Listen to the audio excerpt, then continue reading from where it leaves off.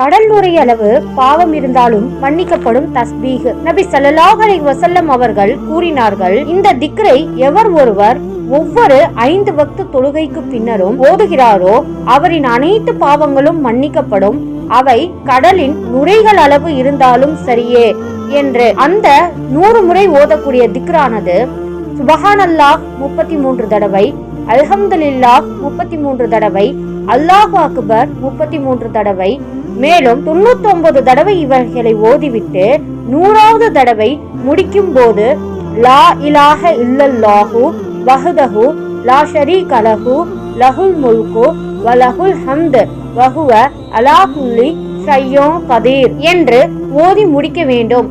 மொத்தம் 100 ஆகும்.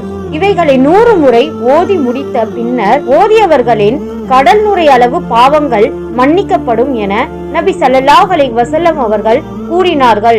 நூல் முஸ்லிம். கேள்வி நேரம். இதேபோல் எந்த தஸ்பீஹ் 12 முறை ஓதுவதனால் கடல் நுரை அளவு பாவங்கள் மன்னிக்கப்படும்? தெரிந்தவர்கள் கமெண்டில் தெரிவிக்கவும். தெரியாதவர்களுக்காக வீடியோ லிங்கில் கொடுக்கப்பட்டுள்ளது, அதை பார்த்து தெரிந்து கொள்ளவும்.